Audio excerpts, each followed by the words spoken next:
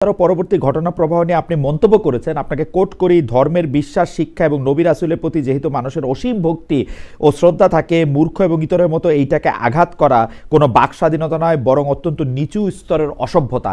আমি আপনার এই বক্তব্যকে কনফার্ম করছি না, কিন্তু পাশে আরেকটা ব্যাপার রাখতেছি। আমরা কিন্তু অনেক বক্তাকে ধর্মীয় বক্তব্য বা ওয়াজের লিবাসে এমন সব কথা বলতে শুনি যে এই কথাগুলি আসলে মানে আপনি যাদের কথা বলছেন তাদের জন্য অনেক সময় অবমাননাকর। কিন্তু আমরা জামায়াতকে দেখি না যে এই কথাগুলিকে কনফ্রন্ট করতে অনেক বানোয়াট হাদিস বলা, অনেক রকম গালগপ্প বলা, শুধু শুধু ইসলাম ধর্মকে একটা অন্য জায়গার মধ্যে থেকে চলা, মানে আপনাদের যে শিক্ষা সে শিক্ষার বাইরে গিয়ে বলা, সেই ক্ষেত্রে আপনাদের প্রতিবাদ কিন্তু আমরা দেখি না। কিন্তু আমরা প্রতিবাদ দেখতেছি এইটার ক্ষেত্রে। এই প্রতিবাদ কি পিক এন্ড চুজ করা কিনা? না খালেদ ভাই, দেখেন এইখানে এই এই এই যে যেই ব্যক্তির ব্যাপারে কথা বলা হচ্ছে, উনি যে অফেন্সিভ ল্যাঙ্গুয়েজ বলছেন, এই অফেন্সিভ ল্যাঙ্গুয়েজের কোনোভাবেই আমরা জাস্টিফাই করতে পারবো না। এটা আলোচনার বাইরে রাখতে হবে। এই অফেন্সিভ ল্যাঙ্গুয়েজ একটা সভ্য সমাজের জন্য অ্যাপ্লিকেবল না। আমাদেরকে যদি আলাপ আলোচনা করতে হয় বাইরের এক্সাম্পল নিতে হবে। যেমন আমি আরেকটা সুইটেবল এক্সাম্পল দিই। আপনি দেখছেন তুলি আপার বিপক্ষে একটা মামলা হয়েছে গতকালকে, ধর্মীয় অনুভূতি আপনার আঘাত দেওয়ার জন্য।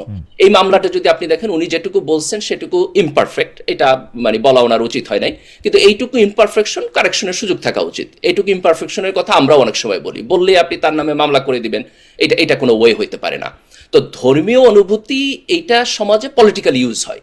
ধরেন জামাতের লোকদের নামেও কিন্তু ধর্মীয় অনুভূতির মামলা করছিল হাসিনা, এবং তাদেরকে অ্যারেস্টও করছিল এই মামলায়। আজকে তুলিয়াপার বিপক্ষে যে মামলা হয়েছে এটাও পলিটিক্যাল। তো আমাদেরকে দুইটা জিনিসকে আলাদা করতে হবে। একটা হলো যে সমাজে ধর্মের ব্যাপারে রেকলেস হইয়া মানুষ উল্টাপাল্টা কথা বলবে, এটা সমাজে থাকা উচিত না। এখানে আমাদের একটা বাদ দিতে হবে। But at the same time আমাদের কেয়ারফুল থাকতে হবে যে আপনি হয়তো জানার জন্য বলছেন, বোঝার জন্য বলছেন, সেটাকেও আপনি ধর্মীয় অবমাননা হিসেবে পলিটিক্যালি তুলা ধরে আঙ্গুল তুলবেন, এটা ঠিক না। জামাতের দিক থেকে রিলিজিয়াস লোকদের যে কথাবার্তা, সেটার মধ্যে যদি অফেন্সিভ কিছু থাকে, এটা জামাতের যেমন কল আউট করা দরকার। আবার দেখেন, জামাতের সাথে বাংলাদেশের অন্যান্য ধর্মীয় স্কুল অফ গ্রুপের কিছুটা কনফ্লিক্টের জায়গাও আছে। তো জামাতের জন্য এটা কঠিন। আমাদেরকে যেটা বলতে হবে যে আমাদের যারা আলেম ওলামা আছেন তাদের মধ্য থেকে এটা আসা উচিত আর কি। এটা শুধু জামাতে যে পলিটিক্যাল পার্টি হিসাবে না, বরং সামগ্রিকভাবে আলেম ওলামাদের মধ্য থেকে এটা আসা উচিত। আমি একটু আচ্ছা, এইটা নিয়ে আসলে কথা বলাও নানা কারণেই এটা নিয়ে হয়তো আমাদের কথা বলার দরকারও, আবার কথা বলার থেকে যেমন ডক্টর কালিব বলতেছেন যে এটাকে আলাপ আলোচনার বাইরে রাখাও একটু দরকার।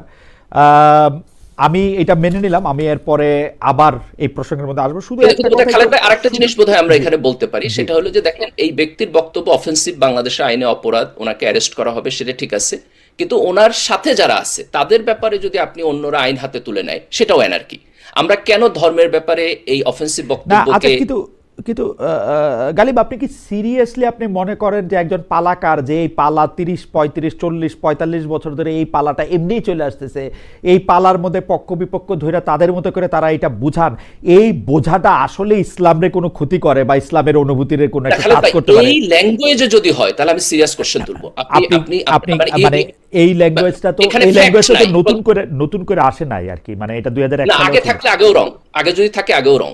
এটা আপনি কোনোভাবে জাস্টিফাই না, কারণ আপনি ল্যাঙ্গুয়েজটা দেখেন, এটা ফ্যাকচুয়ালি ইনকারেক্ট। যে আলাপ আলোচনা হইতেছে, সেই আলাপ আলোচনার কোনো মেরিট আমি দেখি না। এটা আগে থাকলে আমি মনে করি পুরো জিনিসটা নিয়ে প্রশ্ন তোলা উচিত। এই ল্যাঙ্গুয়েজে এইভাবে এটা কোনোভাবে অ্যাকসেপ্টেবল। আপনি কি মনে করেন যে ধরেন আমি একটা ইনকারেক্ট জিনিস বললাম, আমি ফ্যাকচুয়ালি একটা রং জিনিস বললাম, বা আমি মনে করেন আপনার কথাটার মানে আপনি যে সেই ভালোটা আমি স্বীকার করলাম না, সেইটা কি আমার মানে ফৌজদারি অপরাধ হওয়া উচিত? হ্যাঁ, দেখেন কেন আমি বলি খালেদ ভাই, যেমন আমি যদি আপনার নামে একটা মিথ্যা কথা বলি, আপনার চরিত্র নিয়ে কোনো কথা বলি, অথবা আপনার ব্যক্তিগত কোনো বিষয় নিয়ে পাবলিকলি আপনাকে ডিফেম করি, তাহলে অফকোর্স এটা ফৌজদারি না হলেও মানহানির মামলায় যাবে।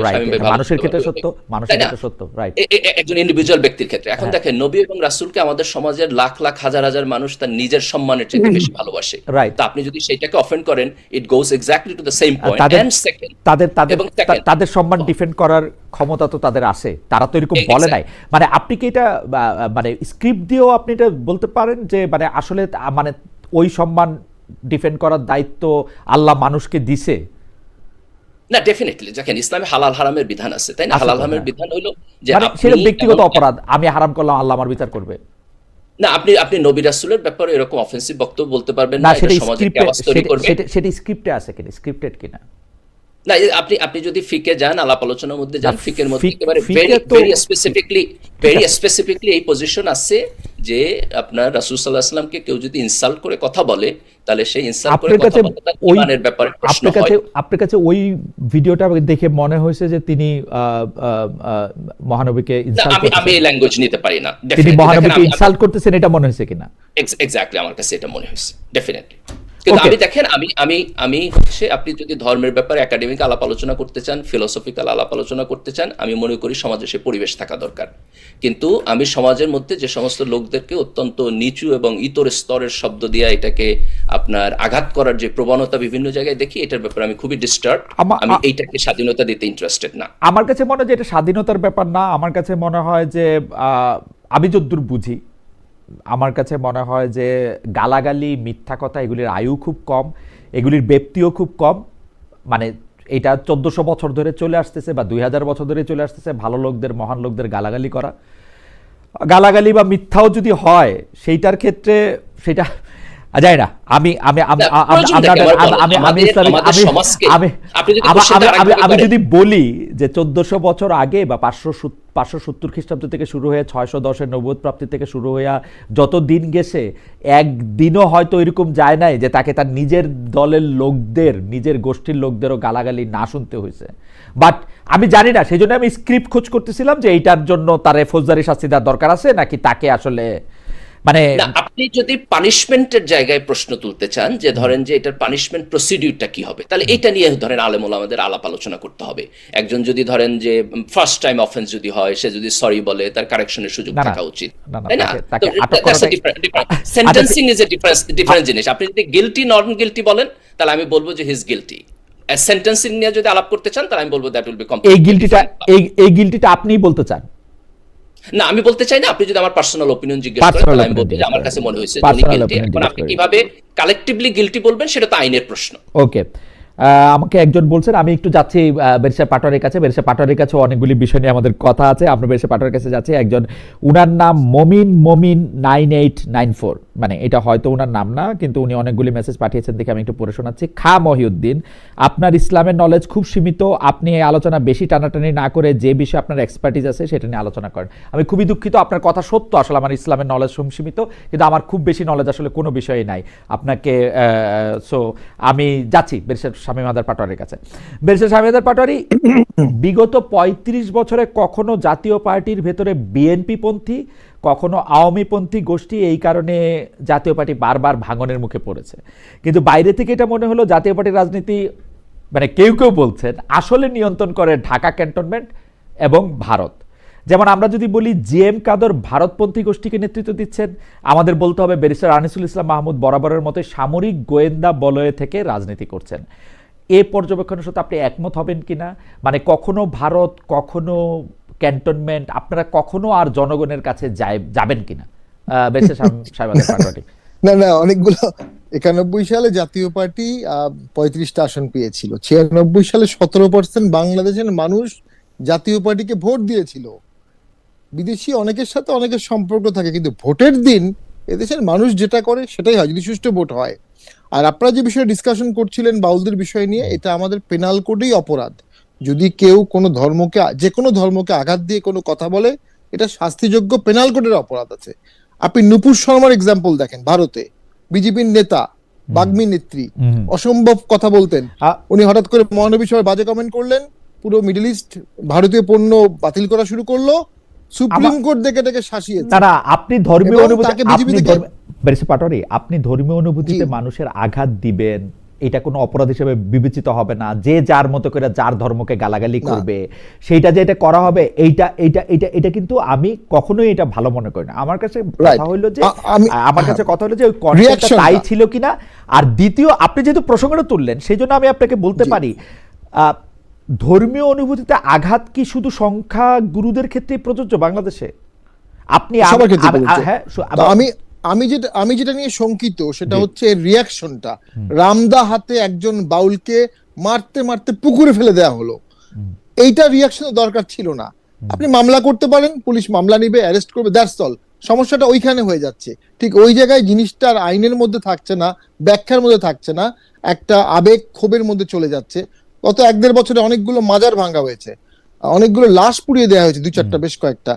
এই ঘটনাগুলো খুব ইঙ্গিতবাহী এবং এটা জামাতকেও খুব সতর্কতার সাথে দেখতে হবে, কারণ জামাত যখন নেক্সট ইলেক্টেড গভর্নমেন্টে যে ফরম্যাটে থাকবে, এই দায়গুলো কিন্তু জামাতের উপর না যাবে না, না, আপনি নেওয়া জামাতের হবে। উপরে দায় দিচ্ছেন বেরসে পাটোয়ারি, জামাতের উপরে দায় দিচ্ছেন, কিন্তু না, আমার কিন্তু জামায়াতকে মানে জামায়াতের রাজনীতি আমি পর্যবেক্ষণ করি, আর আপনি কি জাতীয় পার্টির দায় দেখেন না? জাতীয় পার্টি কিন্তু এই না। ধর্মটাকে যেভাবে ব্যবহার করেছেন, তার জাতীয় পার্টির জন্ম লগ্ন থেকে এই দায়টা নিয়েও যদি একটু আপনি আমাদের বলতেন, যেভাবে এরশাদ সাহেব মাজারগুলিতে গিয়েছেন, মসজিদে গিয়েছেন, মানে আপনি যদি সেইটাও একটু বলতেন তাহলে একটু জি সুবিধা হতো। আমি বলছি, জি এরশাদ স্যার শুক্রবার ছুটি ঘোষণা করেছে, ওটা এখনো আছে।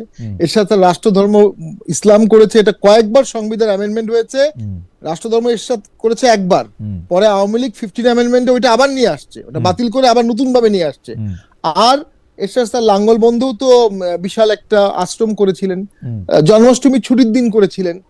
উনি বৈত্যবাদে বিশ্বাস করতেন, জন্মাষ্টমী ছুটি এরশাদের করা, এবং মন্দির মসজিদ সবগুলো বিদ্যুৎ বিল, কারেন্ট বিল, পানির বিল এগুলো বন্ধ করে দিয়েছে, মসজিদ মন্দির গির্জা সবকিছুর। যাক, ধর্ম খুব ক্রিটিক্যাল ইস্যু। এবং আমি কেন জামাতের কথা বলছি, কারণ তারা at the moment apparently largest দল যারা ইসলামিক, এবং ওই যে আমরা আওয়ামী লীগের সাথে ছিলাম, আওয়ামী লীগ খারাপ কাজ করেছে, আমরা সেই দায় আমাদের উপর আসছে, পলিটিক্যাল দায় আসছে না, ওরকম জামাতের উপরও এগুলোর দায় আসবে এবং আরো বড় আকারে আসবে। এটা আমার পলিটিক্যাল অ্যানালাইসিস। নাও ভোটে অংশগ্রহণ করা, অনেকেই বলতে পারে কেন করলেন, আমরা করলাম না, আপনারা কেন করলেন, এটা হতে পারে। 18 সালে সবাই অংশগ্রহণ করেছিল। পৃথিবীর কোন পেনাল কোডে ভোটে অংশগ্রহণ করা শাস্তিযোগ্য অপরাধ? আমরা এটা দায় কিছু আছে, আমি অস্বীকার করছি না, আমাদের কিছু দায় অবশ্যই আছে, স্বীকার করতে হবে। বেরসে পাটোয়ারি, না। আপনি পেনাল কোডে গেলে আপনার সাথে তো আর কথা কয়ে পারবো না, কিন্তু আপনি আপনার কোডে বলেন, হায়দারি পাটোয়ারি কোডে আপনি এটা ঠিক কাজ করছিলেন কিনা? আমি এখন নির্বাচনের কোডে বলছি। জি। নির্বাচনের কোথায় বলা আছে আপনি ভোটে অংশগ্রহণ করলে পরবর্তী ভোটে অংশগ্রহণ করতে পারবেন না? নির্বাচন যে আরপিও আছে আমাদের, কোথায় আছে?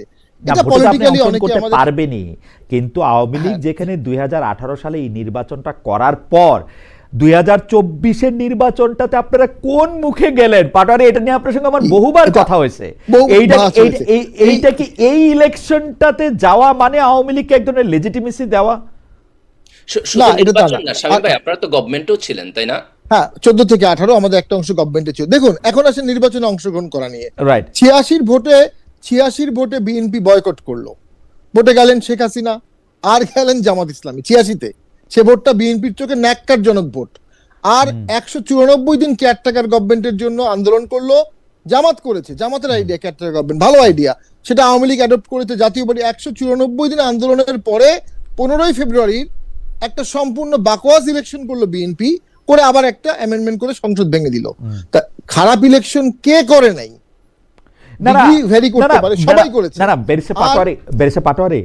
আমরা যদি এইটাকে একদম, আমি জানি না বাগধারাটা ঠিক মতো প্রয়োগ করা হলো কিনা, এইটা একদমই শাক দেয়া মাছ ঢাকা। মানে আপনাকে যখন আমি জিজ্ঞেস করলাম আপনি এটা কেন করছেন, তখন আপনি বললেন আপনার খালাতো ভাইও তো করছে, কিন্তু এইটা কি আপনার করাটাকে জাস্টিফাই করে কিনা? না, ওইটার কারণে আপনি আমাকে ভোটে ব্যান করতে পারেন, আপনি আমাকে গালি দিতে পারেন, আপনি আমাকে পলিটিক্যাল ব্লেম করতে পারেন, আমার ভোটারদের মধ্যে কিছু অংশ ছুটে যাবে, অন্যরা আমাকে ভোট দিবে না, ফ্লোটিং, এটা হতে পারে, পলিটিক্যাল মাঠে খেলা হবে। কিন্তু ওই যে ব্যানের দাবি, যেটা ওই কারণে 3বার আওয়ামী লীগ খারাপ ইলেকশন করেছে, কোনো সন্দেহ নাই। আচ্ছা, ঠিক আছে, এই ব্যানের দাবিটা নিয়ে আমি একটু ডক্টর গালিব একটু জানতে চাইবো। আমার এলাও করলে আমি শামীম ভাইকে একটা কোশ্চেন করতে চাই। এটা আপনি একটু শেষ করেন। হ্যাঁ গালিব, এটা নিয়ে আপনি একটু প্রশ্ন করবেন। আপনি একটু মনে রাখেন যে এটা নিয়ে আপনি একটু বলবেন তো, যে উনি একটা স্পেসিফিক প্রশ্ন করছেন যে ব্যান তো হইতে পারে না, তার ভোট কমবে, সেইটা জনগণকে জবাব দেবে, এটা আপনি বলবেন, কিন্তু আমাদের কথা শামীম পাটোয়ারি একটু শেষ করে নাকি আজ আসতেছি আপনার কাছে, আপনি একটু মনে রাখেন। আমার কথা হচ্ছে, আওয়ামী লীগ 11 বছর খুবই কোশ্চেনেবল ভাবেই ক্ষমতা ছিল, আমি স্বীকার করছি। 14, 18, 24, 11 বছর না, 10 বছর 6 মাস অবশ্যই কোশ্চেনেবল। এখন এই জন্য আপনি 3টা ভোট বা 2টা ভোট আওয়ামী লীগকে বাদ দিবেন, সাথে জাতীয় পার্টিকেও বাদ দিবেন, এরকম একটা আমরা কথা শুনি। 3 গেছে, 3 যাবে। তাহলে আওয়ামী লীগকে যে গ্রেনেড মারা হয়েছিল 21শে আগস্ট, তাহলে কি জামাত বিএনপিকেও 21শে আগস্টের মধ্যে গ্রেনেড মারতে হবে? বিএনপির আমলে 63 জেলায় বোম ফুটেছিল, তাহলে আবার কি 63 জেলায় বোম ফুটাতে হবে?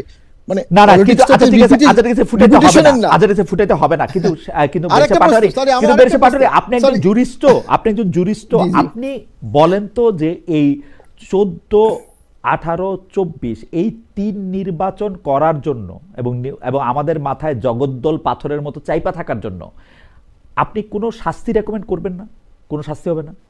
মানে শাস্তিটা জনগণকেই দিতে হবে, এর বাইরে আর কি শাস্তি দিবেন? দেশ যদি বাঁচাতে চান, দেশে হ্যাঁ। যদি অন্তর্ভুক্তি আপনি বিলিভ করেন, হ্যাঁ। দেখেন 14 সালে অন্তর্ভুক্তি ছিল না, হ্যাঁ। এটাই কিন্তু প্রবলেম। হ্যাঁ। এবং সেখান থেকেই সংস্থার সূত্রপাত হয়েছে। 72 সংবিধানে ধর্মভিত্তিক রাজনীতি বন্ধ করে দিয়েছে, ওখান থেকে সূত্রপাত হয়েছে, কারণ অন্তর্ভুক্তি ছিল না। এখনো যদি অন্তর্ভুক্তি না রাখেন, সমস্যাটা সমাধান হবে না। আমি একটা প্রশ্ন করে ছেড়ে দিই, যখন 21শে আগস্ট বোম মারা হলো, তখন জামাত ইসলামী যে আচরণটা করেছিল, এটা কি ইসলামে জাস্টিফাইড কিনা?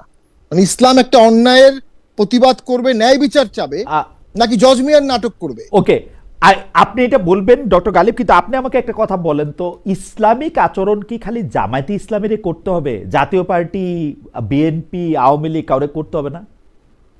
ইসলামের স্পিরিট সবাইকেই নিতে হবে, কিন্তু জামাত যেহেতু জামাতে ইসলামী, ইসলামিক স্পিরিটে আপনি 3টা উদাহরণ দিলেন, শুক্রবার ছুটি করছে, ইসলাম ধর্ম রাষ্ট্র করছে, আর কোন ভাবে ইসলামরে অনুসরণ কইরা একটা মানে মানে যেটাকে বলে হচ্ছে যে আপনি তো অন্যায়কারীর সাথে থাকতে পারবেন না, আপনি তো যে চোর তার সাথে থাকতে পারবেন না, আপনি চোরের সাথে শুধু থাকেনই নাই, সে চোরকে মহান বানাইছেন, এটা কেমনে সম্ভব? দেখুন একটা বাস্তবতা হলো খালেদ ভাই, আমি যেটা অনুভব করছি বাংলাদেশে থেকে ঘুরে ফিরে, এবং মহাসচিব হওয়ার পরে সব জেলার খবর আসে, দেশে ইসলামাইজেশনের একটা নীরব বিপ্লব হয়ে গেছে। এই 8 সাল থেকে 24 সাল পর্যন্ত আওয়ামী লীগের যারা ইয়াং কিশোর বালক, তারা যুবক হয়েছে আওয়ামী লীগের খারাপ কাজ দেখে দেখে। তারা আওয়ামী লীগের কাজটার কারণেই সেটাকে ইন্ডিয়ারও খারাপ কাজ ভেবেছে, অ্যান্টি ইসলাম কাজও ভেঙেছে, এবং তারা ইসলামের দিকে ধাবিত হয়েছে, রাইট অর রং, কিন্তু তাদের মধ্যে একটা Islamic political party, Islamic political চেতনা চরম ভাবে আসছে। এটা তো কোনো অন্যায় কিছু না, ডেমোক্রেটিক্যালি আসছে, যেটা আপনার ছাত্র সংসদ নির্বাচনও দেখতে পাচ্ছি আমরা। কিন্তু প্রবলেমটা হলো যে এটার সাথে 71-এর একটা কনফ্লিক্ট তৈরি হয়ে যায় অনেক সময়। তো ভবিষ্যৎ বাংলাদেশ কিন্তু শার্প দুভাগে ভাগ হয়ে যাবে, একটা হবে প্রো 71 মোরাললেস, আরেকটা হবে অ্যান্টি, আমি শেষ করে দিচ্ছি, অ্যান্টি 71। এইখানে বিএনপির মতো মধ্যপন্থার দলগুলো খুব ডিফিকাল্টি ফেস করবে, দেখা যাবে জামাত এবং আওয়ামী লীগই আবার স্ট্রংলি দুটো পক্ষ লিড করবে, এটা সম্ভাবনা কিন্তু আছে। আমি বেরসে পাটোয়ারি একটা কথা বলে রাখি, আমি আপনার এই বক্তব্যের সাথে আমি একমত না। বাংলাদেশে ইসলামাইজেশন হয় নাই, বাংলাদেশের তরুণরা ইসলামিক রাজনীতির দিকে গেছে, সেটা আমি মানি না।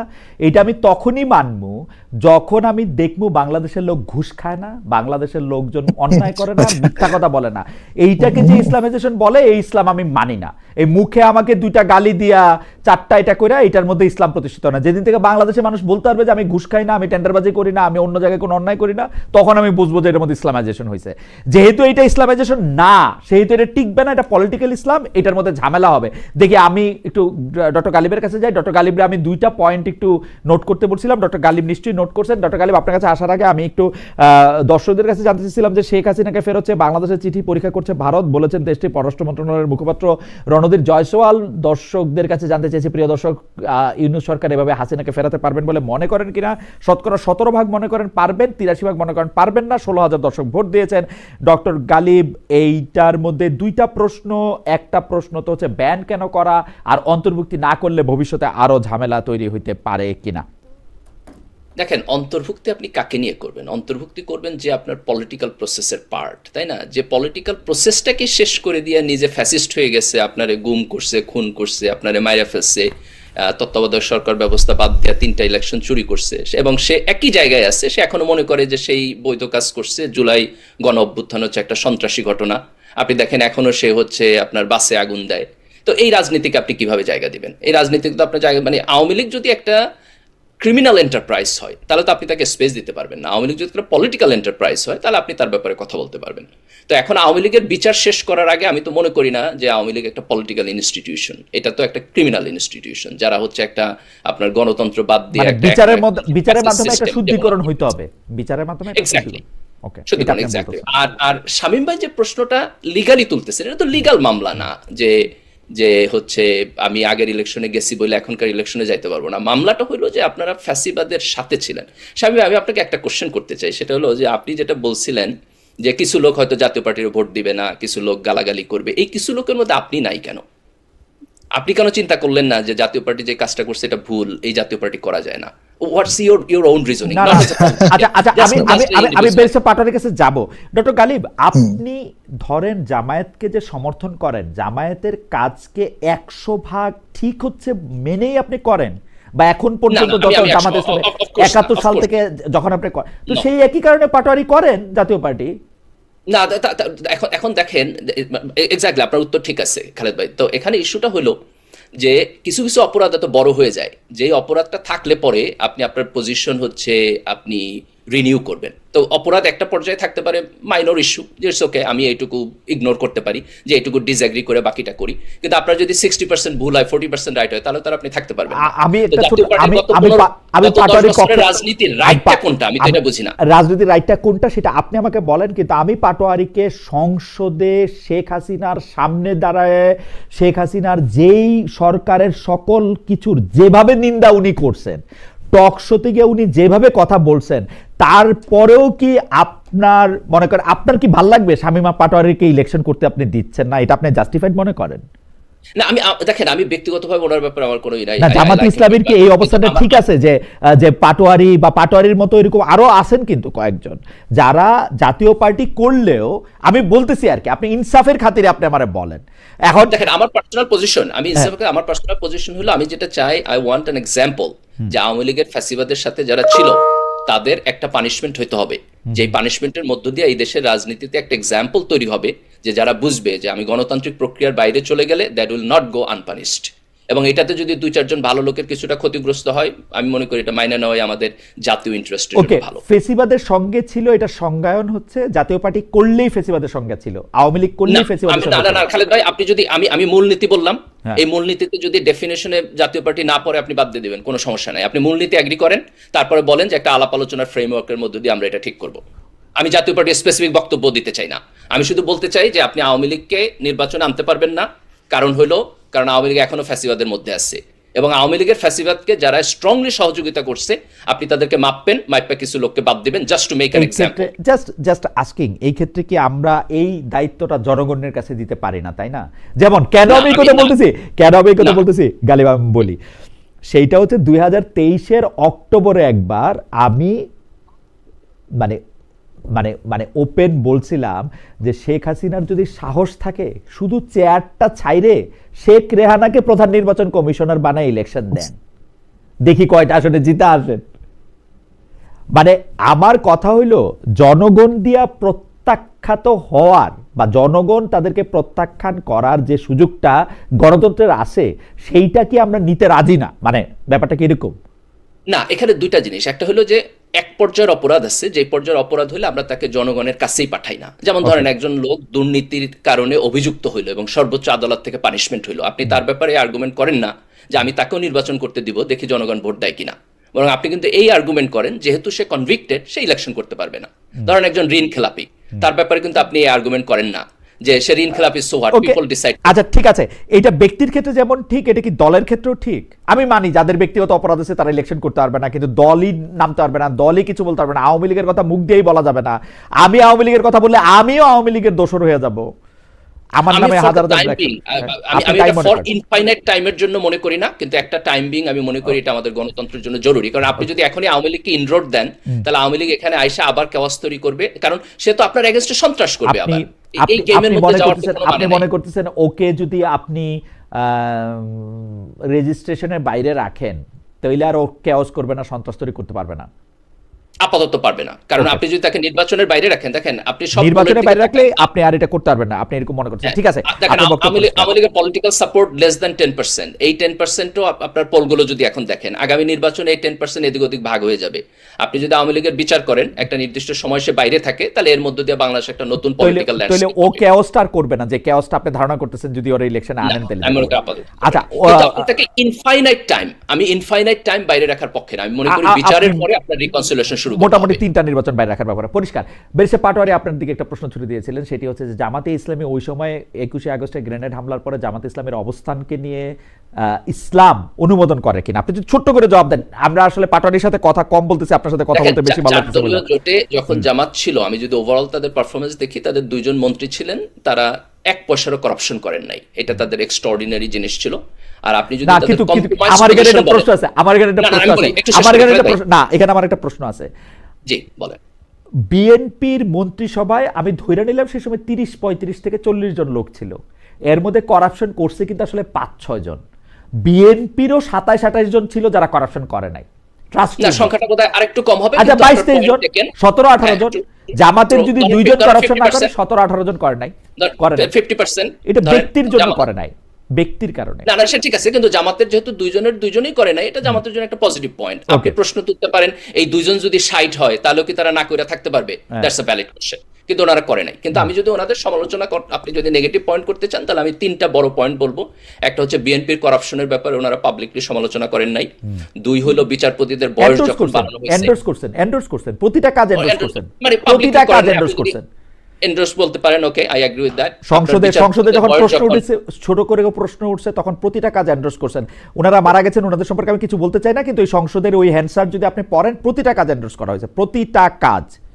আচ্ছা, না, আমার ওটা দেখতে হবে, আমি না দেখে বলতে পারবো না, কিন্তু আমি আমার জায়গা থেকে বলতেছি আপনি ওনারা দেখেন। পাবলিকলি সমালোচনা করেন নাই।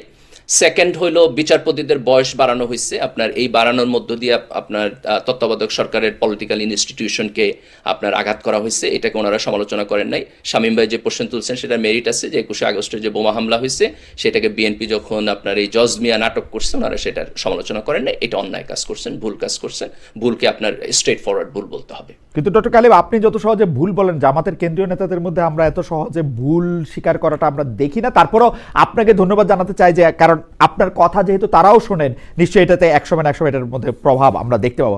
যাই হোক, আমরা একটু ডক্টর গালিবের কথা শুনলাম, আমরা একটু ব্যারিস্টার শামীম পাটোয়ারির কথা শুনি। ব্যারিস্টার শামীম পাটোয়ারি, আমরা জানি যে আমাদের জাতীয় নিরাপত্তা উপদেষ্টা জনাব খলিলুর রহমান আসলে ভারত সফর করেছেন।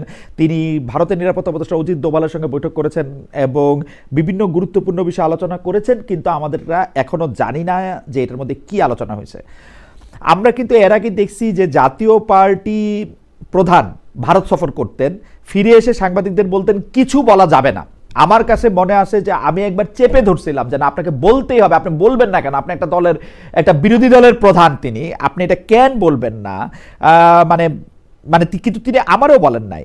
এখন জে.এম. কাদের সাহেব কিন্তু আবারও ভারত সফরে গেলে কি আলোচনা হতো এখন, মানে ওই সময় ভারত সফরে গিয়ে কি আলোচনা হয়েছে তা প্রকাশ্যে কেন এখন বলতেছেন না?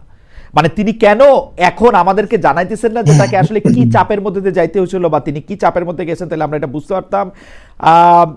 আওয়ামী লীগের মন্ত্রীরা কিন্তু বলতো তারা ভারত যান যাতে আওয়ামী লীগ সরকারকে ক্ষমতায় রাখতে ভারত সাহায্য করে। আপনার নিশ্চয়ই মনে থাকবে ব্যারিস্টার পাটোয়ারি, আপনি একটু আমাকে বলেন যে জে.এম. কাদের সাহেবের সাথে ভারত। জে.এম. কাদের সাহেব, ওটা স্লিপ অফ টাং ছিল। আর চ্যাটহ্যাম রুল বলে তো একটা রুল আছে, যে একান্তে কথা বলে এটা বাইরে বলা যাবে না, এটা খুব নর্মাল। দেখুন, জে.এম. কাদের কোনো পোর্ট দিয়ে আসে নাই, কোনো বিদেশে কোনো চুক্তি, সামরিক চুক্তি করে আসে নাই, কোনো নন ডিসক্লোজার ক্লজের কিছু করে নেই। কি করছে আমরা জানি না, বর্তমান আমরা জানি না, হ্যাঁ, কিন্তু অবশ্যই লিখিত কিছু হয়নি, চুক্তি হয়নি। বর্তমান সরকার তো চুক্তি করবেন না, জে.এম. কাদের হচ্ছে ভারতকে সাহায্য করবেন, ভারত যাতে এখানে অ্যাক্ট করতে পারে। এমন আমার তো মনে হয় উনি ওনার অভিজ্ঞতা থেকে এমন একটা অপিনিয়নও দিতে পারেন যে বারবার একতরফা ভোট করা হলে দেশের ক্ষতি হতে পারে, এমন অপিনিয়নও দিতে পারেন। আমি নিজেও জানি না, কিন্তু বর্তমান সরকার নন ডিসক্লোজার ক্লোজ দিয়ে চুক্তি করেছে এবং জামাত সেটাকে সমর্থন করেছে, ইসলামিক দলগুলো, এনসিপি, জামাত সমর্থন করেছে। আচ্ছা, গালিব ভাই অসাধারণ বক্তব্য দিয়েছেন এবং তার মধ্যে যে কুইক স্বীকার করে নেয়, এটা বাংলাদেশের রাজনীতিতে বিরল। এবং আমি মনে করি ওনার মতো লোক যে দলের অ্যাডভাইজার থাকবেন বা তার কথা শুনলে অবশ্যই জামাত আরো লিবারেল হবে, আরো ইনক্লুসিভ হবে এবং পলিটিক্যালিও শাইন করবে। দুজন মন্ত্রী জামাতের ছিলেন, মুজাহিদ